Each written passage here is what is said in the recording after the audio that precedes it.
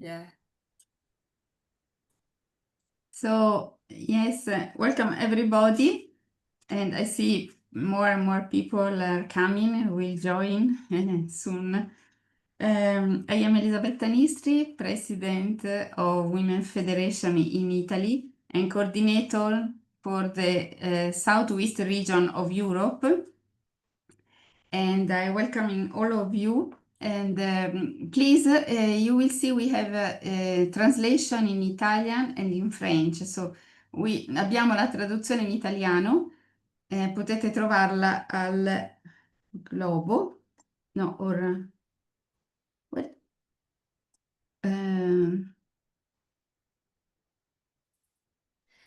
You have to, they can do it plus, and then they will be translated. Plus. Yeah. Okay. Yeah. Because I don't see anymore the globo for translation. Yeah. Maybe up in the app. It is there. It is there. Ah, okay, it's there. Yeah. Okay, so I hope you can find it. And the French and Italian translation we have. So welcome again, everybody. I see people from France, from Italy. Okay, Italian translation is working. And yeah, somebody from the Middle East. This is an international event that we do once a month to hear special story, life story from women that offer their life for a bigger purpose and related to peace. Yeah, we in this in this day we are especially honored to have as a special guest Suor Caroline Jarjis. She's from Iraq, and she's actually in Iraq, connecting with us from there. Our path first crossed in Rome, where Sister Caroline participated in a conference organized by Women Federation at the Pontifical University of St. Thomas Aquinas. Since then, we have maintained a warm connection, and she has actively joined our online conferences after returning to her mission in her homeland, Iraq. She has often moved us with accounts of her remarkable work with women and families.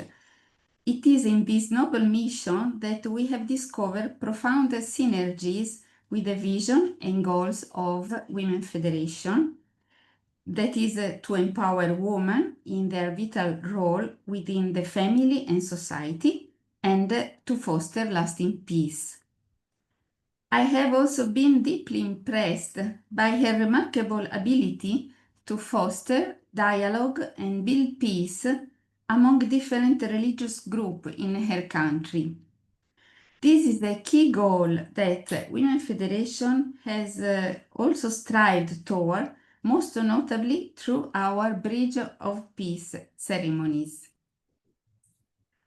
Dr. Hajan Moon, the co-founder of our movement, so often teach us that our highest purpose is to discover our divine essence and manifest it fully through our action for peace. So the purpose of Women Federation is to help and support women to discover their deep divine value and to live a life according to it. So you can read in the presentation shortly her career, the study that she achieved, and she has been teaching several universities. And but mostly I like to report that she is responsible of the Saint Anahid Women and Girl Association, Baghdad and Erbil. This is an organization that brings women together inside the church in various places in Baghdad and Erbil to empower women, to encourage them to rise over the challenges of life in a community of persecution and extremism. Yes, we don't hear so much from Iraq, so we we are very thankful for this special opportunity to have a testimony directly from there, from a woman that is living there and try really to empower women and to support the family in a difficult situation. So I think now I want to give the floor to Suor Caroline to listen directly from her voice, and I will share a PowerPoint that she has prepared. So the floor is yours. Thank you, Mrs. Caroline.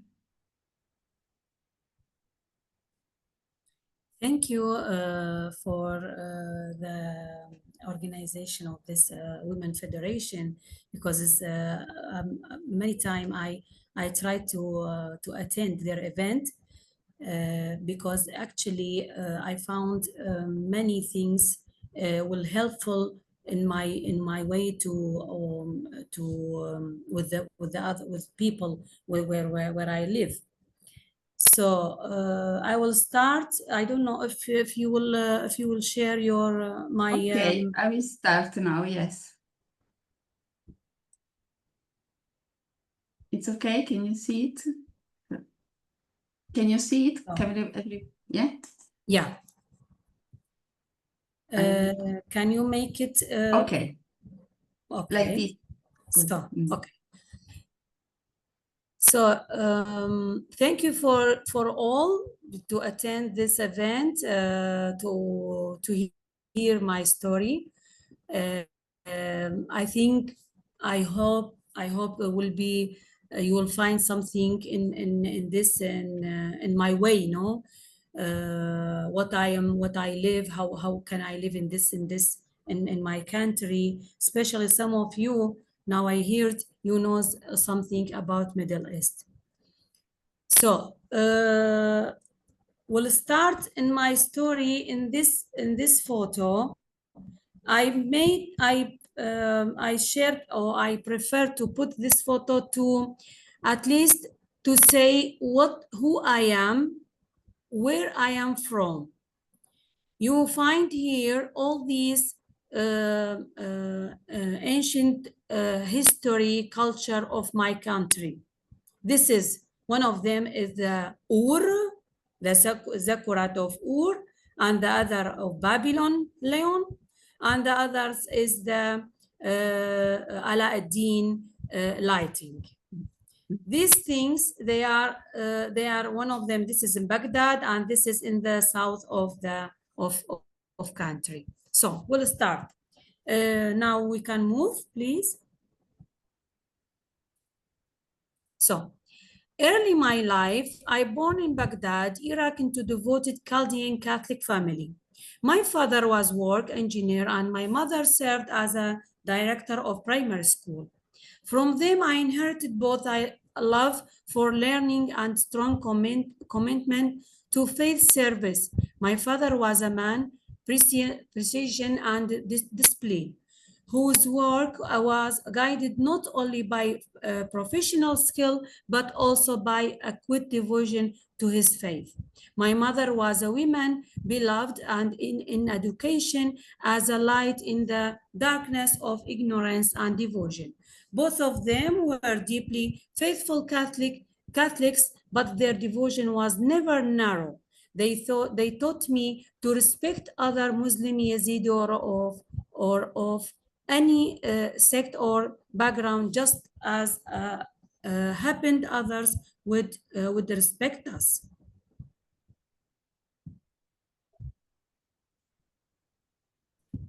In this spirit of faith and opened, I grew up learning that Christian identity in Iraq was both a gift and challenge. Christians have always been a small minority in this land. Before 2003, we represented about 3% of the population. But the decade of war, persecution, and migration have driven our number down less than 500,000 in Iraq. Living as a Christian in Iraq means living in a state fragility and resilience. At the same time, carrying with us traditional that date back to the early country of the church. Our home, that means my family, was marked by love, faith, and deep commitment to serve. From my parents, I learned that being a Christian in Iraq meant not only holding one's faith, but also building a bridge with those around us. They often reminded me that we were called to witness to Christ, not just in word, but the way we loved with the dignity, respect, and compassion.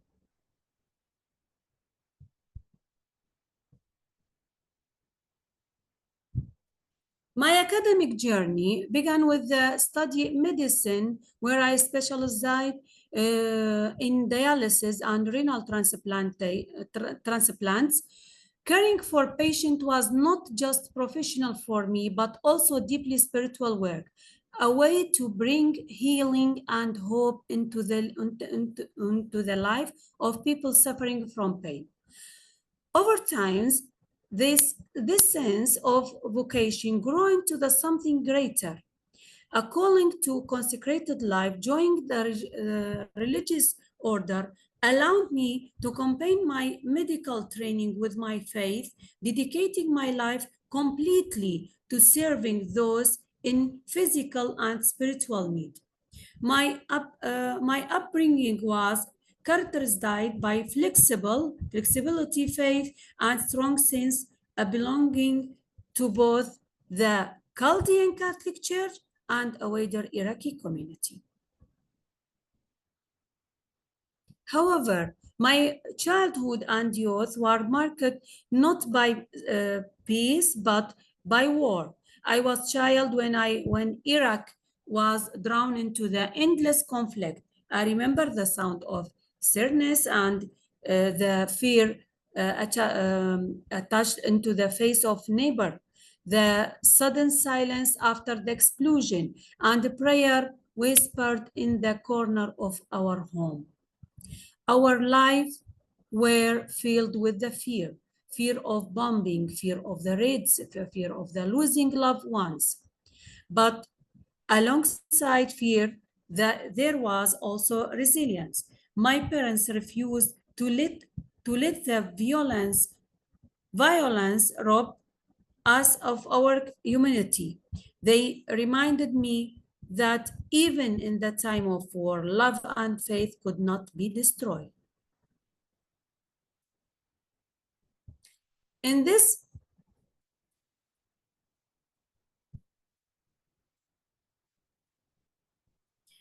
crucible of war and faith, my vocation slowly took a shape. Surrounded by suffering, I felt the call dedicate my life to God and to serve others, especially those most vulnerable.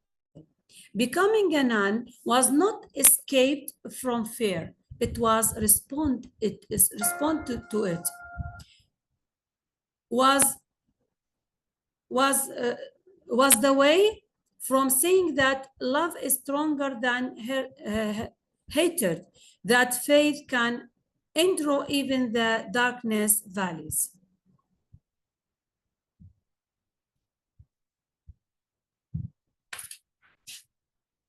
This call was not rejection of my society, but a deeper embrace of it. To be nun in Iraq meant to carry others in prayer, to serve the poor, to be small sign of hope in a land that thirsts for peace. When I entered religious life, I stepped into the tradition much older than myself.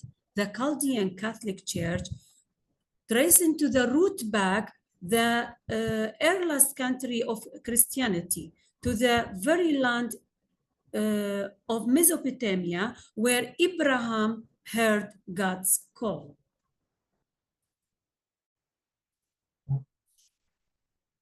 Daily life of community is marked by beginning with the liturgy of the hour, lifting up the some that have comfort, other teaching children or university, serving family in need, or visiting the sick and elderly who often feel forgotten. In the evening, we gather once again in prayer, entrusting our people and our nation to the mercy of God.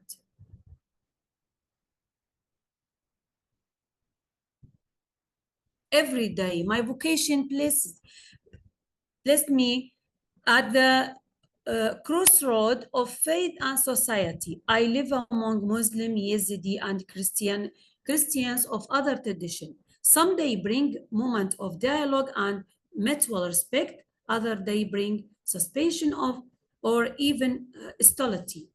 But I carried with me the lesson of my parents taught: respect others just as we hope to be respected.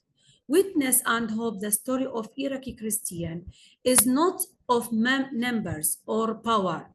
It's a story of witness. Thought our community has grown smaller, our faith has not diminished.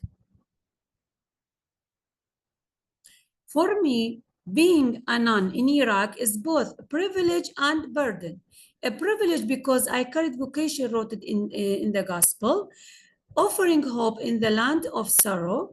It's burden because each day I see families leave, community fracture, and churches empty, but I remain, not because it's easy, but because I believe God has called me to witness here. My story is not only my own, it's a part of the larger story of the people in Iraq. In Iraq, people tested by fear, yet still alive, yet seated face in faith, wounded by war, yet rendered with hope.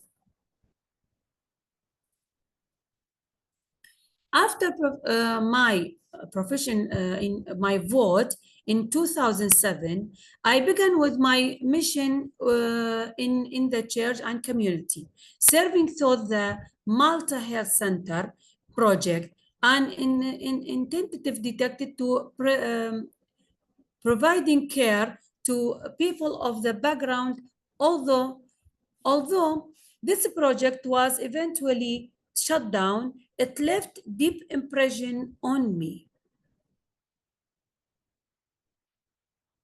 As I come to recognize the immense responsibility of working within a multi-religious and multi-denominational society, motivated by the awareness, I continue my academic journey and complete a master's degree in sociology from the Pontifical University, St. Thomas Aquin in Rome, equipping myself with the tool to better understand it and serve the diverse community around me.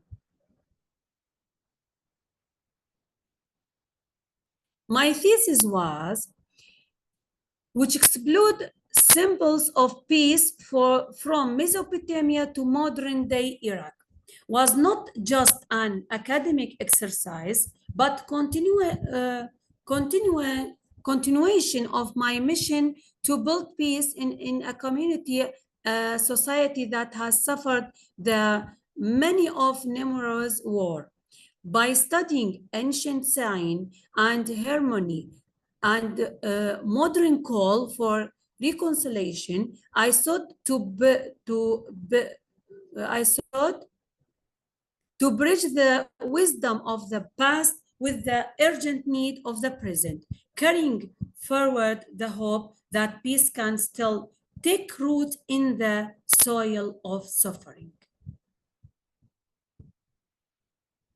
This mission took a shape, especially through education. I was appointed director of the Christian Education Institute in Erbil.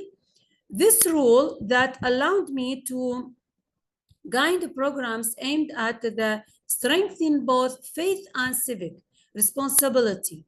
At the same time, I taught sociology at the Babylon College of Theology and Philosophy, where I encourage students to see the social structure influence human dignity, justice, and coexistence.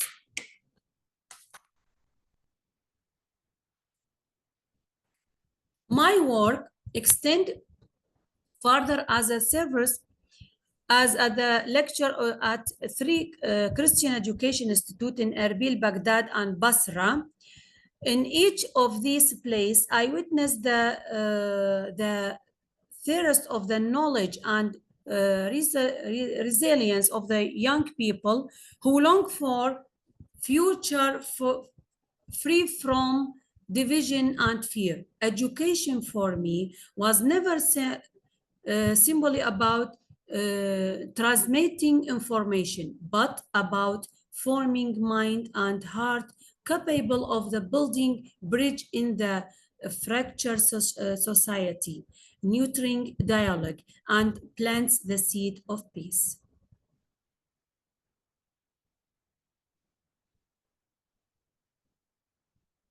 Then I moved to Baghdad to begin a new chapter teaching sociology at the State University, including Al-Mustansiriya University. My goal was to help from generation that knows how to respect and accept other, working for a sake of coexistence and tolerance. So through this work, I sought to spread a culture of peace and love of life, especially among new generation. So I witnessed this hope clearly in my university students, many of them Muslim, who were eager to deepen their understanding of the culture of peace.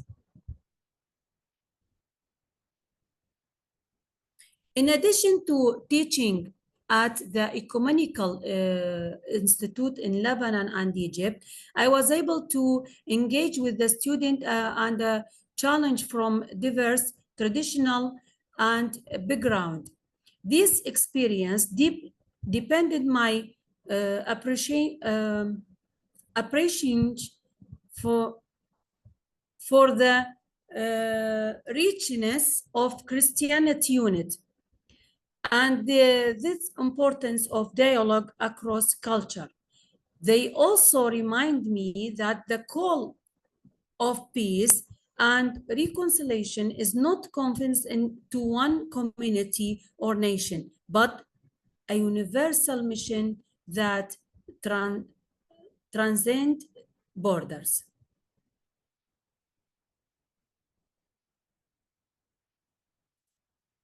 In addition to my academic mission, I also serve the Peaceful Coexistence Committee in Erbil and the Religious Committee. Both of them, which were dedicated to fostering dialogue and understanding among Iraqi diverse faith tradition. These committees, including Muslim, Christian, Sabaeid, Yazidi, Kakai, Zoroastrians, and Baha'i. Through these tentative, I work encourage mutual respect and build a bridge of the peace across religious and cultural divides. On the other hand, I have also detected my effort to raising awareness and supporting women. To this end, I helped establish an Anahid group in Baghdad and a tentative designed to empower women and girls by organized activity that foster growth, confidence, and leadership. Alongside this, we established also a counseling center was created to listen and accompany families with a special focus on this experience difficulties. This center provides a safe space for dialogue, guidance, and healing, aiming to strengthen family beyond and support women in their vital roles within society. I also appointed Secretary General of the Pastoral Council in Baghdad, a body committed to organize and strengthen pastoral service with the church. The council was work to promote the motion of the believers, raise awareness of the importance of the coexistence, and created opportunity for active participation in a missionary work. Its vision is to serve as a witness in Iraq, unique and diverse society, one that brings together multiple people, nationalities, religions, and sects by the fostering more effective engagement and collaboration in the spirit of unity and service. I was elected to represent the Iraqi Church in Synod of Bishops, first of the continental phase in the Lebanon and the later of the general phase in Rome during the year 2023-2024. In this gathering, I carried the voice, tragedy, and suffering of my people to the wider world.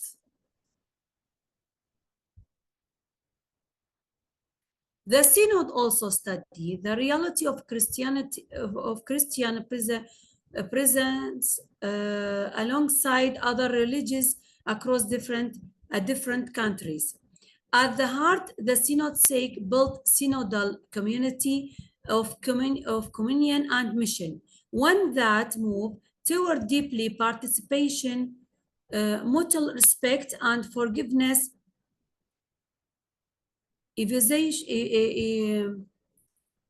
envision and award with the justice without war or persecution. For me, this mission was continuation of my same calling that has guided my journey in Iraq, to build peace, foster coexistence, and serve the most vulnerable. Just as I had worked in Baghdad and Erbil to strengthen dialogue among diverse religious communities, empower women, and guide young people toward respect and acceptance of others. I found myself share this experience of the global stage.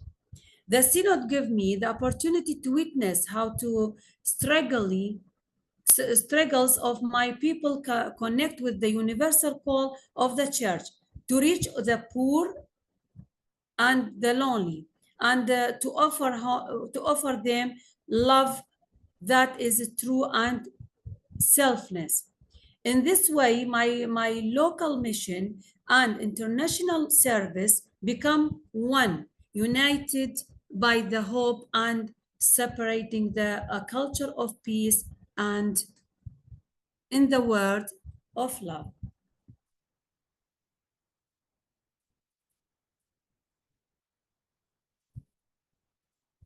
We are all called to work hand in hand, transcending different of the faith, culture, and nationality to build a world rooted to brotherly love. Each of us has a responsibility to contribute to human family to that sake, to common good, values every life, and nurtures understanding and compassion. In this shared mission, we must actively reject violence in all its forms, whether physical, social, or ideological, and instead promote the dialogue, reconciliation, and mutual respect. By committing ourselves to this principle, we can create a community where peace is not just an ideal, but a live reality, and where future generation inherit a world defined by justice, solidarity, and the enduring dignity of every human being. Thank you. Wow. What a powerful presentation. I hope. Thank you so much. These was your words resonated so much in our hearts because I think really this is a call from God that is a universal call to work for peace, and there is no other way to solve problems, conflict. The solution of conflict cannot come with the power or a victory on against somebody else, but can come only when we can win the heart of the others, so that they can surrender because they feel embraced, they feel love. We need to have this idea of worry for the others' problem, not only for our problems, and to desire a benefit and wellness for everybody. And yeah, we believe that God is a superpower that we need to reach this goal, and He is really willing to help us and to guide us. But we need to ask Him and to be able to listen to Him. Thank you so much.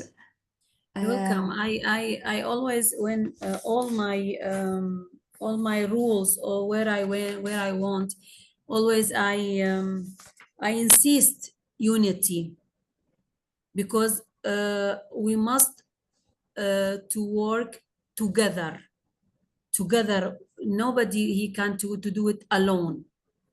This unity, we can do it something just in unity. So absolutely. Yes, absolutely.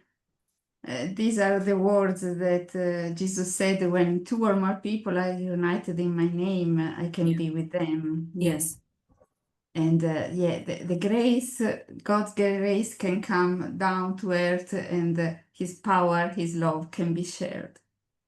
Yeah. Yes, thank you so much.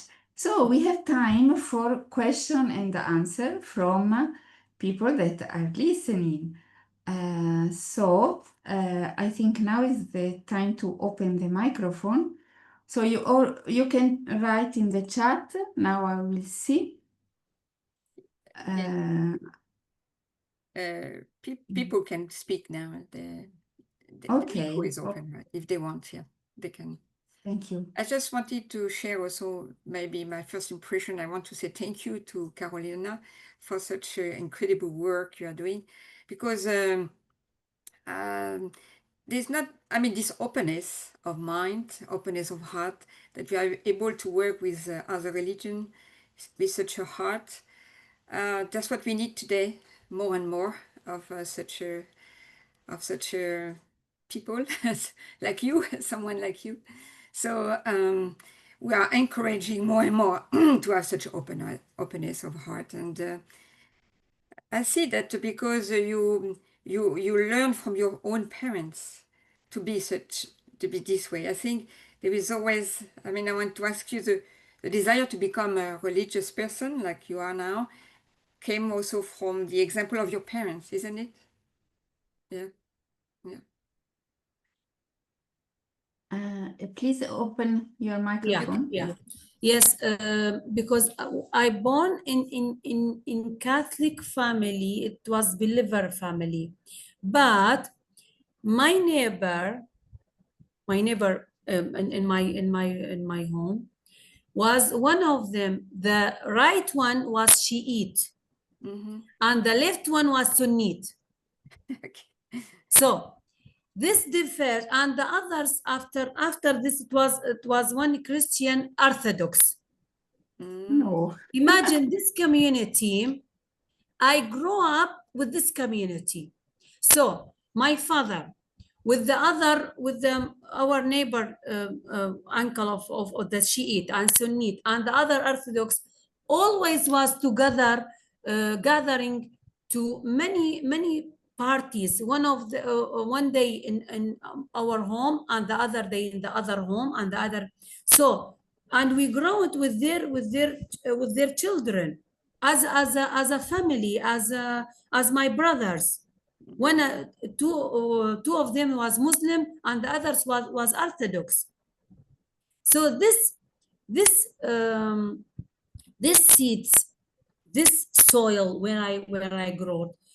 Today, I feel I am so free to contact anyone in my life, anyone different for my life, because this was the original. So I insist I learn from my parents. Yeah. Oh, nice. Wonderful. Yeah. We have some question in the chat.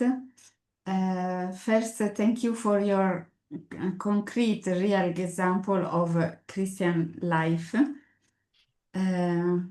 And then, thank you so much. What is the situation in Iraq now concerning Christian? Are you right now, say, in Iraq? And then also, how many generations of Christians in your family? In my family now, actually, I told my family they immigrated from Baghdad to north. The cause of the same, because the war, it was not in the 2014. So they left my home here in Baghdad, and then they transferred to the Erbil. The situation now in Iraq, actually we are preparing on November to the new government, new election. So as all the world, when they have election, the situation, it was not stable, no. Unless we also, in addition of this, here we don't have the things is organized. They are militia, they are parties, they are. So we are not freedom for this election, actually. So we don't know what happened, but we are prepared for this election on November. So the situation is not stable. It's like last year, no? When I transferred to Baghdad, when I came to Baghdad. So is not any international organization watching for election, observers? Yes, yes. They asked, and they came. They were from the nation. I don't know, but they will come, somebody from outside to at least to guide, no, and to secure everything, because every 4 years we have these problems in election. So this year we will hope we don't have the same problem. Yeah. Another question is, have you been so my generation in your life? Have you been treated in your life? And I think you have some difficulties, or have you in your as a nun going around, or have you find persecution? I can't hear the question, because it was what? Have you been persecuted because of your religion? Now in these 2 years, from 2 years ago, we don't find nothing. No, now we are a little bit we find, at least. So we fear to, at least for, like a sisters, to stay outside the home until 8 o'clock in the night. No, we can like this. But actually, in general, these 2 years, we found a little bit the different situation. At least we found a little bit safety, but we don't know about the future for October or November, because we After have this next experience, election. bad experience from 4 years ago. We have this bad experience, so we don't know what happened, but we'll hope we don't happen. Yeah. Yeah. Then another question, how is the poverty degree in Iraq?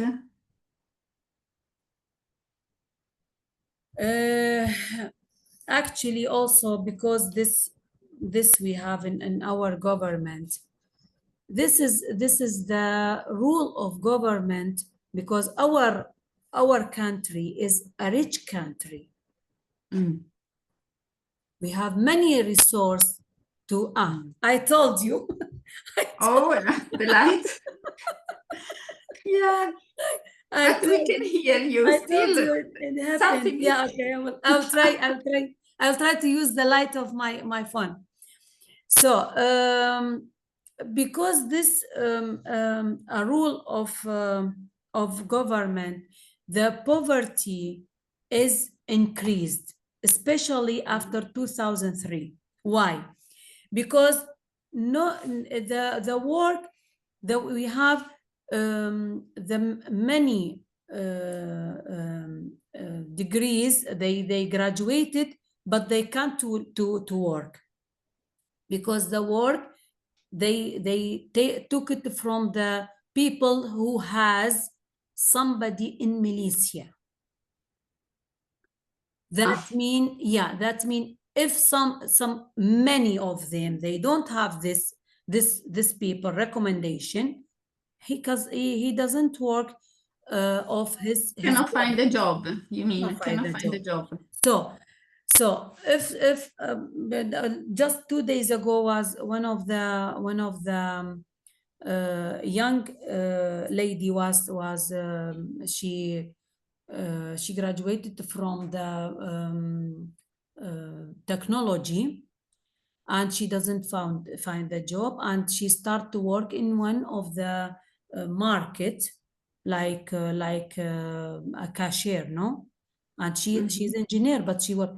And also when she worked this work, they don't give her the salary to live a bit, to live good, to live a small salary, you mean? Very no, small. it's not to live like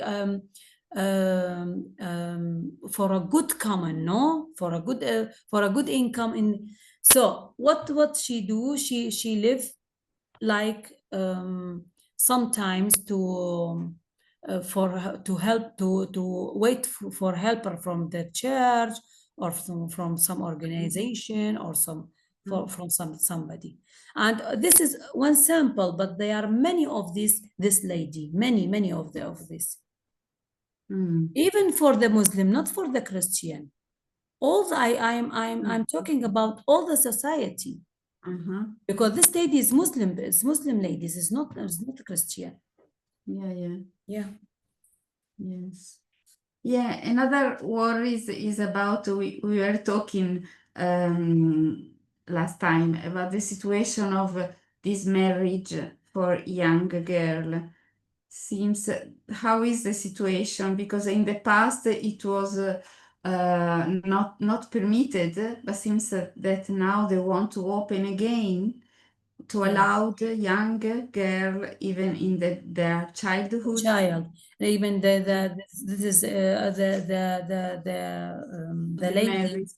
The ladies, it is a child, because 13 or 14 years old, it is not adolescence, no.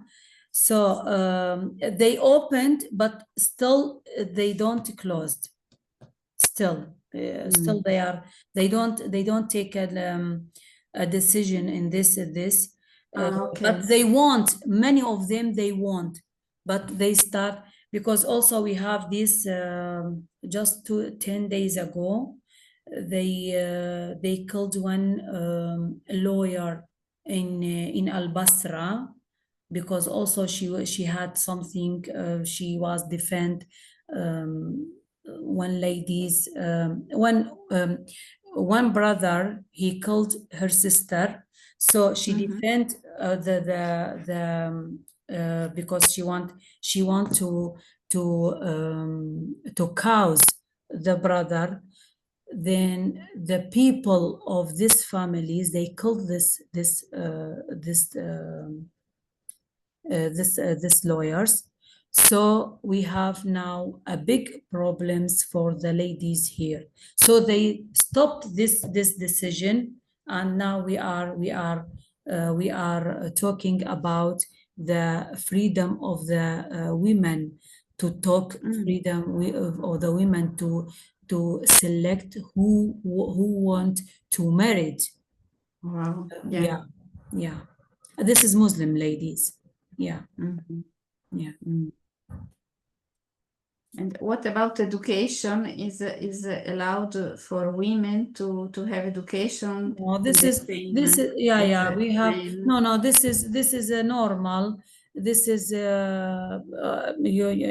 it's normal for the ladies to studies until the highest also degree.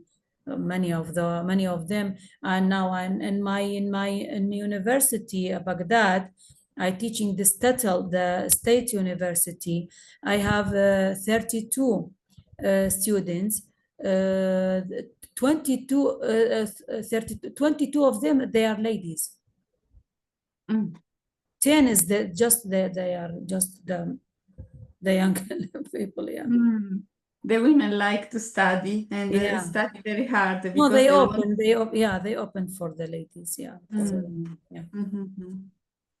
Yes. Thank you. I don't know if there are other questions from the audience. I don't want to be the one to talk with the hair. We There have was some question in the chat, Elisabetta. I think there's one or two questions more. I don't know. When did you decide to come ENAN? How old were you? And did you have a special experience with God that led you to this? I think somehow you express in your presentation. So when I was 15 years old, it was in front of my home, convent of the other sisters here in front of my home. So when I was 15 years old, I was entered to the congregation of this congregation. But my father, he refused. He said, no, because you are still young, you can't decide it. You must to finish your university studies, then later you decide. So I finished my studies.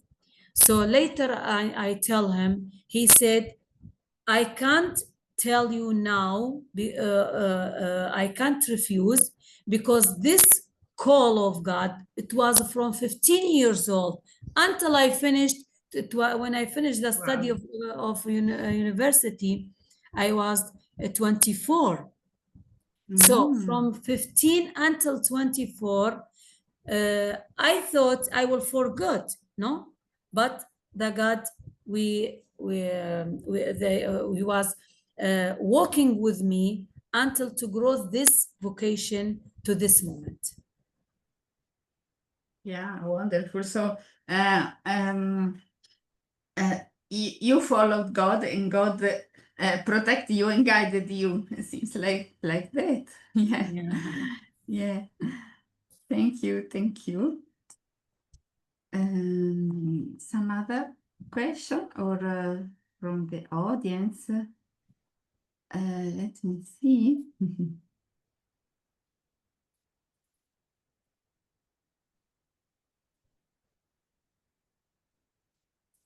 I am reflecting in what you said, that you were growing up with the children from different religious background, and I think this is somehow so important, because when we know each other and we grow together, the barriers fall down. Even Yes. we don't create barriers because we know each other. We can see we have many similar and common point. We are not so much different from others. And yeah, I know. Yeah, in the school Isabella, would be yes. Benedict, she hangs the hand. She has a hand. I didn't see. Okay, yes, please. You have the Okay. floor. Thank you very much, Sister Carolina. I'm impressed by your powerful leadership and everything you went through. And I wanted to ask you, what kind of future do you see for Iraq, for Christianity? Do you feel that it will continue to be there will be some kind of a repression, or do you feel more and more people interested in Christianity in your country? So this is a very good question. I always answer this. My land, they took or they drink the blood of the martyrs. So the blood of the martyrs, they don't accept this land to empty from Christianity. One of the martyrs, I have my sister in community. We are daughters of Sacred Heart. They killed in our convent. So today is servant of God, and we are prepared to her beatification. And the others, my friend was father, was a priest. They could enter the church of here in Baghdad, is in Najat, Sayyidat in Najat. So I am never fear, or I never believe my country will the finished will the empty from Christianity. Never. I am sure, because I feel the martyrs, they don't accept this land to be empty from the prayer, from the Christianity, from the cross. You know,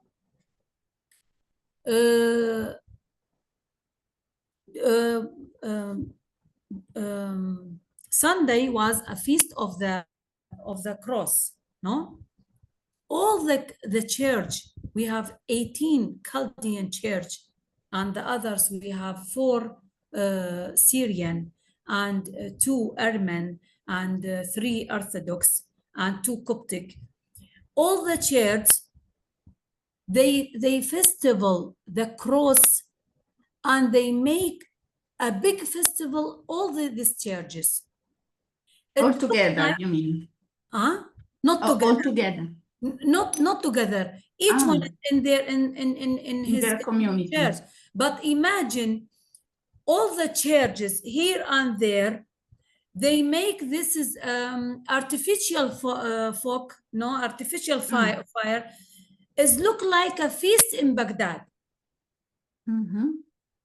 Imagine this was 5 years ago. We don't find it. Because there was fear from everything.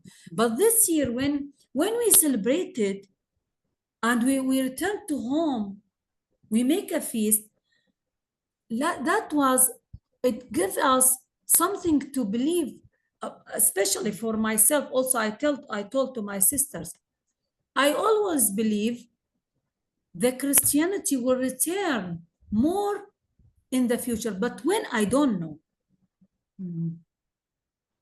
I don't know. Maybe not in the future. Maybe not from this future of the near future. Maybe a future. I don't know when. So the future of the Christianity here. See, yes, we hear. I told also in my story. I found that the church. Usually when enter the church in the beginning was full of the believer.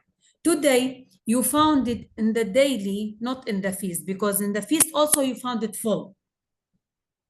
In the feast now I don't remember to make some photo of the feast of this Sunday, but in daily we don't found the believer like before. This is it's a sorrow for me. But even this is a current situation, but I believe will change to the better. When? I don't know. But I have this this belief, no? I have this faith, I have this confidence will change to good, not to bad, no? Unless it happens something in Iraqi, in all Iraq, in all the society in Iraq, not just for the Christian, because when happens something explosion in the market, not just the Christian they died, they're also the Muslim people. Unless, okay, I told sometime maybe the explosion in the church, yes, for the Christian was, but later they happen not just in the Christian, they happen in the street, in the market, in all the places. So we'll hope they don't happen nothing, and I believe the Christianity is not empty from Iraq, never. Yeah, thank you. Is a yeah, how to say, impressive to see your devotion, your faith, your resilience. And I think sometimes we have freedom and we don't realize how precious is freedom, and freedom of faith, freedom of belief. And sometimes people that are under some so difficult circumstances, they have more strong faith than others. Thanks God. Yeah. Can I ask another question to Sister Carolina? We have only just 2 minutes. Tell you? Okay. 2 minutes, yeah. After no more, yeah. I wanted to know, Sister Carolina, which part of the Bible moved you the most when you studied the Bible? Excuse me, which part of the Bible? Which part of the Bible moved your heart the most? You know, my community is the daughter of Sacred Heart. So I have this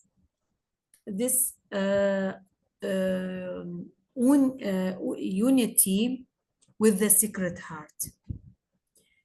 I believe all my ways, all my steps, He is with me. So when we are growing in the community, in my congregation, when I was novice, the sisters, they teaching us the daughter of Sacred Heart, she is sitting in the middle of Sacred Heart. So she is the daughter of the daughter of the love. So they told us, you must spread this love in the world. They don't have the love. Mm-hmm. You must search the love in the space, in the place. You will find the hated is spread there. You must to be the way, to be the water, to the people. So I have this reality in my life, the Sacred Heart, the love of Sacred Heart. He walking with me in my way. So the phrase of the Bible is when he said, I am the humble and the wisdom. So you must to be like me. The Sacred Heart was a humble. Is the Matthew 25:18. Wow. It is time to close, but I don't know if you like. There is another question. Last question. I think How so, do yeah, you you need think? to restrict, otherwise, yeah. Yeah, just yeah, okay. sorry. The How do last you of the think last. about Yeah. how to make a unity between different religions?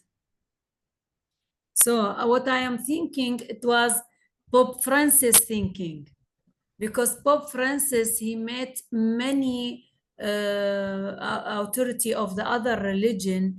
So what he made in his life, he came in Emirate Sunniti, and he came in